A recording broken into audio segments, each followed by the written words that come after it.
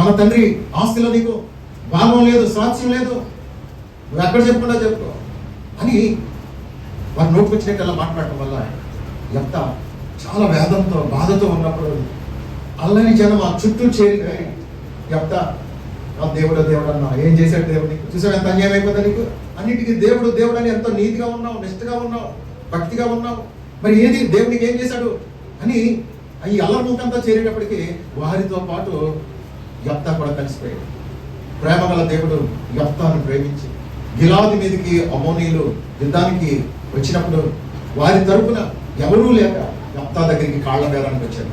నువ్వు లేని లోటు మాకు కనబడుతున్నావు, తప్పకుండా వచ్చి మాకు నాయకులుగా అధిపతులు పొంది మన ప్రాంతానికి నువ్వు జయం తీసుకురావాలి అని బ్రతిమాలినప్పుడు యెఫ్తా వారికి మాటిచ్చి వెంటనే దేవుని సన్నిధిలో పశ్చాత్తాపడతాడు. ప్రభువా, నాకు వచ్చిన శోధన బట్టి, నాకు వచ్చిన సమస్యను బట్టి క్షమించాయని తన సంగతి అంతా దేవునికి చెప్పి ఇది మొదలుగా నేను నమ్మకంగా ఉంటాను ప్రభు, నీతిగా బ్రతుకుతాను ప్రభు, యథార్థంగా బ్రతుకుతాను ప్రభు అని దేవుని దగ్గర ఒక తీర్మానం చేసుకుంటే దేవుడు అతనికి జయించాడు. మన శక్తియుక్తులు మన బలాన్ని బట్టి ఏమీ జరగదు. యెఫ్తా తన జీవితంలో దేవుని సహాయం లేకపోతే ఎలా ఉంటుందో తనకు తెలుసు.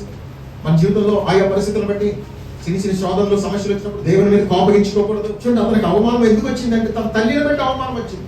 ప్రతి తల్లిదండ్రికి గ్రహించవలసిన విషయం ఏంటంటే మీరు చేసిన పాపాలు, మీరు చేసిన చెడు, మీరు చేసినటువంటి దుర్మార్గ పనులను బట్టి మీ పిల్లల మీదకి శాపం రాకూడదు, మీ పిల్లలకి నష్టం కలగకూడదు, మీ పిల్లలకి అవమానం కలగకూడదు. మన పిల్లలు మనల్ని బట్టి అతిశయంగా చెప్పుకోవాలి. యెఫ్తా తల్లి వేశ్య అని ఎంతో స్పష్టంగా రాయబడి దేవుడు ఉన్నట్టుగానే రాయించారు. చాలా మంది ఏమనుకుంటారంటే 4 గోడల మధ్యలో ఏదో చేస్తున్నాము, ఎవరు లేని చోట మనం ఎక్కడో చేసామో ఎవరికి తెలియదు అని అనుకుంటారనే ఊరంతా కూడా వస్తుంది.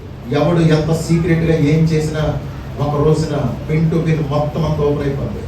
జాగ్రత్త, దేవునికి మనము మరుగుగా లేవు కనుక మరింత భయంతో వరకు బ్రతుకుదాం. చూడండి, యెఫ్తా ఎక్కడైతే తలదించుకున్నాడో అక్కడే దేవుడు తలను పైకెత్తాడు. ఎప్పుడో తెలుసా? తన తప్పు తను తెలుసుకొని దేవుని దగ్గర తన సంగతి అంతా ఒప్పుకున్నప్పుడు తన సంగతి అంతా చెప్పి ప్రభా తెలుసు తెలియదు, పలానా ప్రిలా చేశాను, నా సంగతి అంతా నీకు తెలియదే కదా ప్రభా, నన్ను క్షమించి ప్రభాని పశ్చాత్తాపడితే దేవుడు జైనిచ్చి మళ్ళీ తన తలను పైకెత్తి గణపరిచి గొప్ప చేశాడు.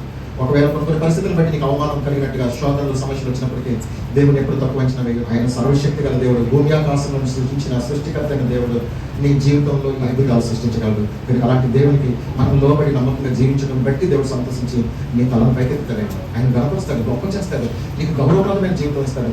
ఆయన చేతిలో ఉందంతా, ఆయన మాట చదివిస్తే చాలా అన్ని అద్భుతాలు జరుగుతాయి. ఆ పాపాన్ని, ఆ శాపాన్ని మనం ఎందుకు ప్రేమించాలి?